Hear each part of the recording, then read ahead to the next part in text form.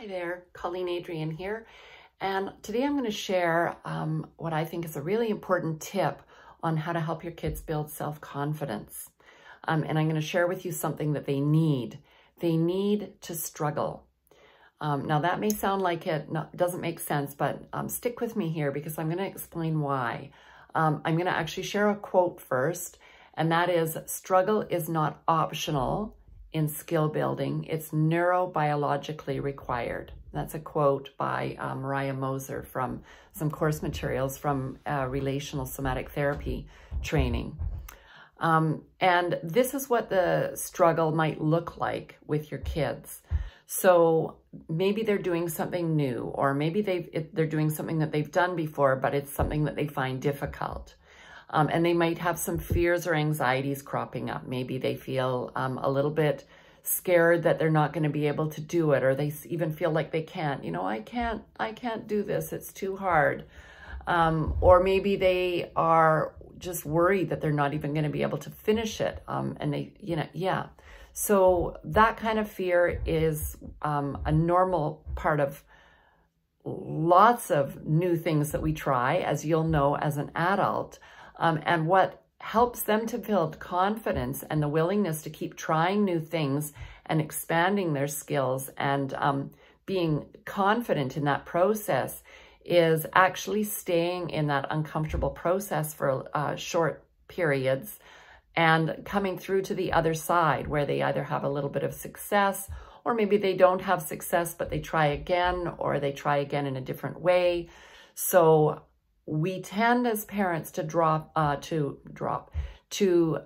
in a little bit too early sometimes. So we might see them struggling, and because we love them and we want to be available and help them and support them, we jump in when they're struggling a little bit.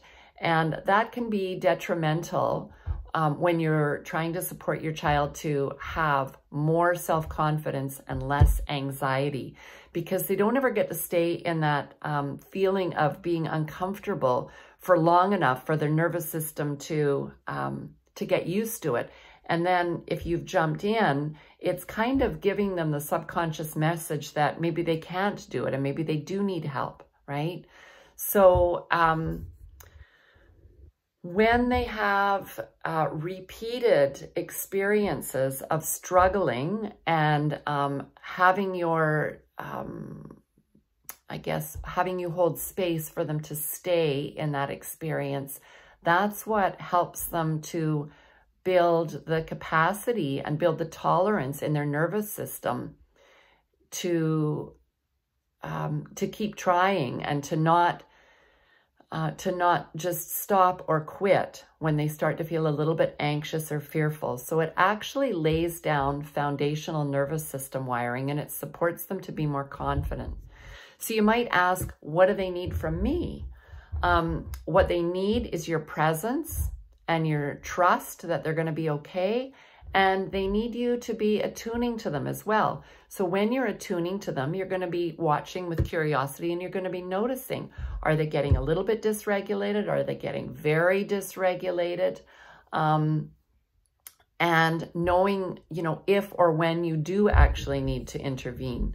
And times that you might need to intervene would be maybe if something is unsafe. You're always obviously going to intervene and make sure that there's safety there, or do whatever's needed to create safety.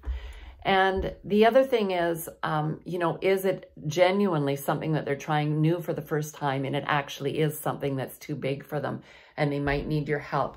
And what I'd like to invite you to do is, even in those circumstances, can you just pause for a moment and wait to see if their frustration gets so great that they do actually start to be really dysregulated? And if that's the case, instead of jumping in and telling them what they need to do, you could ask if they need some help. So just slowing it down a little bit. And if they say yes, instead of, again, kind of jumping in and saying, well, you just need to do this, this, and this, what you might be able to do is figure out, a tiny piece that you could do. Or ask them, what do you think you need help with? So there's two options there. What do you think you need help with? Or you know, maybe would it be helpful if I did this piece here? And then if you did, you know, that piece. So again, that's kind of scaffolding, giving them a smaller baby step, chunking it off to see if they can still carry on. And in the long run, that's what really helps to build their confidence. It's really about finding the middle road between doing it for them or jumping in a little bit too early and rescuing them from the experience of feeling uncomfortable, or at the other end of the spectrum, leaving them alone, leaving them to feel really alone in their struggle, as if there isn't any help available at all. Neither one of those is helpful. So the question I'll leave you with is, how can you explore staying present and letting them have as much of the experience as possible, because that's what builds confidence. And just one last little piece. If you happen to feel a little bit uncomfortable pausing and waiting and not jumping in, that's something to notice as well. But I'll talk about that in another video. Thanks for listening. If you have any questions or comments, pop them in down below. I'm Colleen Adrian, parent coach, relational somatic therapist. Thanks for listening.